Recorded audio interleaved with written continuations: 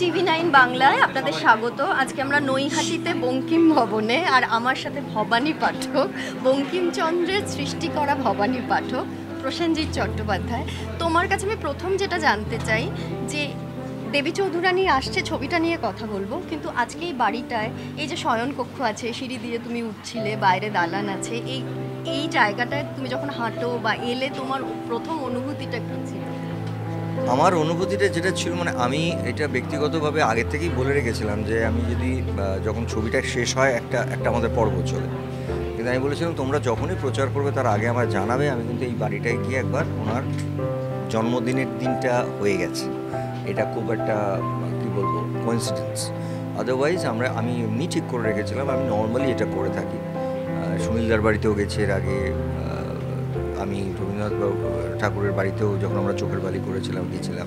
আমি মনেই করেছিলাম যে এখানে একবার আসবো, কারণ এটা না আমাদের ইমোশনস। বঙ্কিমবাবু তো একজন শুধুমাত্র লেখক না, বাঙালিদের ইমোশন। তো ওনার একটা আশীর্বাদের মতন, ওনার জন্মস্থানে আসাটাই তো একটা আশীর্বাদের মতন। আর সত্যি কথা বলতে কি, যখন ঢুকেছি, মানে আমি অনেকের মানুষ ছিলেন তাই জন্য অনেকটা দেখতে পাইনি, কিন্তু যেখানে যেখানে ঢুকেছি সেটা আমাকে আমি একটু পরে যাব যেখানে উনি বসে লিখতেন, মানে এই জায়গাগুলো স্পর্শ করাটাই তো একটা আলাদা অনুভূতি। তো এটা অসম্ভব ভালো লাগছে। সাহিত্য নির্ভর ছবি করতে তুমি খুব ভালোবাসো, যেটা আমরা জানি। ওরম চরিত্র এলে দায়িত্ব বেড়ে যায়। হ্যাঁ, এইবারের চরিত্রটা নিয়ে কি বলবে? এটা আসলে মানে সাহিত্য নিয়ে কাজ তো কমে যাচ্ছে আমাদের এখানে। মানে একটা সময় আমার বাবাদের সময়, উত্তম জেঠুদের সময় প্রচুর হতো, কিন্তু আমি বারবার বলি আমাদের সাহিত্যের যে ভাণ্ডার আছে, আমি বলি সেটাকে নিয়ে একটু কাজ করা দরকার। শুধুমাত্র বাংলায় নয়, আমার মনে হয় আন্তর্জাতিক লেভেলে আমাদের যা সাহিত্য আছে নিয়ে কাজ করা যায়। তো সেখানে দাঁড়িয়ে আমরা খুবই কম সুযোগ পেয়েছি।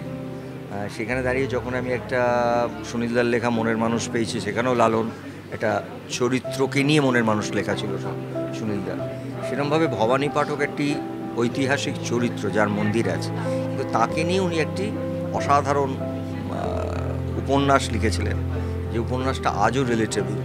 এবং আজকের দিনে দাঁড়িয়ে আমরা নারী শক্তি নিয়ে আলোচনা করছি, আমরা সারা পৃথিবী জুড়ে নারী শক্তি নিয়ে আলোচনা করছি। কদিন আগেও আমাদের যে একটি ওয়ার হলো, সেখানেও নারীরা হাইলাইটেড, তারাই লড়াইটা করেছে। সেখানে যেই নারী শক্তিকে তৈরি করেছেন একজন সাধক, যিনি একসময় ডাকাত ছিলেন, সেই মানুষটার তার শক্তিটাকে আস্তে আস্তে একজন নারীর হাত, এইটা ইটসেলফ আমার কাছে। এবং এই ছবিটার আমার কাছে আর একটা খুব কে হয়ে যাবো, তো একটু আগে বলছিল সংলাপ, আমার 70% সংস্কৃত। তো মানে সেইটা আজকের দিনে বাংলা ছবির থেকে চলে গেছে। সংস্কৃত তো আমাদের একটা বড় মাধ্যম। তো সেই জায়গাটা দাঁড়িয়ে আমার এক কথায় বলবো যে ঠিক যেভাবে 6-7 মাস টাইম নিয়ে এই ছবিটা করা দরকার, তার মধ্যে প্রচুর যুদ্ধ আছে, লড়াই আছে, ফাইট আছে, ঠিক আছে। এখন হয়তো আমি রেগুলার অ্যাকশন ছবি করি না, কিন্তু সেইটা আমার কাছে একদম একটা অন্য অধ্যায়। আমি চেষ্টা করি যেটা করার, যেটা আমার চোখটাকে ব্যবহার করার। আমাকে সাধকটা হতে হবে, তার যে একটা জার্নি আছে, এবং প্রচুর ল্যাঙ্গুয়েজ শেখার আছে। মানে সংলাপগুলো প্রথম কথা আজকের নয়, সংলাপগুলো বহুদিন আগের। ওই বাংলাটা আমরা এখন আর বলি না। এইগুলো আমার কাছে খুব মানে আমি বলবো না এটা, আমার যে পরিচালকেরা যারা কাজ করেন তাদের আমি জীবন হেল করে দিই যাকে বলা যায়। এবং এখানে সবাই খুব ভালো কাজ করেছেন, অনেস্টলি বলছি। মানে মানুষ চমকে যাবেন শ্রাবন্তীকে দেখে, বিবৃতিকে দেখে, বা অর্জুনকে দেখে, দর্শনাকে, প্রত্যেকে, আমি বলছি প্রত্যেককে না একটা অন্য পিরিয়ডে নিয়ে যাবে বলে আমার ধারণা। তোমার জন্মদিনে তুমি অনেক সময় আমাদের একটা ছবি উপহার দাও, কারণ তোমার জন্মদিন পুজোর সময় আসে, আর তখন খুব বাংলা ছবির মধ্যে লড়াই হয় বা বাংলা ছবি নিয়ে হই হয়। এবারটাকে তুমি কিরমভাবে দেখছো? আমার জীবনটা না পুরো পাল্টাবে না। আমি যদি কলকাতায় জন্মদিনের দিন থাকি, তাহলে আমার একটা রুটিন আছে, সেখানে তোমরাও থাকো। সেটা কিন্তু পুজো, রিলিজ হোক না হোক, ওটা আমার রিচুয়াল।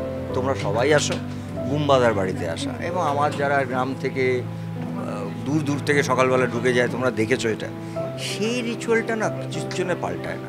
কারণ ওই রিচুয়ালটা তৈরি হয়েছে গত 40 বছর ধরে মানুষের ভালোবাসায়। আর সিনেমা পুজোর সময়, একটা সময় তোমরা নিশ্চয়ই জানো যে HMV-তে 100টা গান বেরোতো, হেমন্ত জেঠুর গান বেরোচ্ছে, কিশোর কুমারের গান বেরোচ্ছে, সলিল চৌধুরীর গান বেরোচ্ছে, মোহাম্মদ রফির গান বেরোচ্ছে, মুকেশজির গান বেরোচ্ছে, শ্যামল জেঠুর গান বেরোচ্ছে, মান্না জেঠুর গান বেরোচ্ছে, সব গান হিট। তো আমাদের এরকম হয়ে যাবে, 12টা 14টা ছবি বেরোবে, সব ছবি হিট।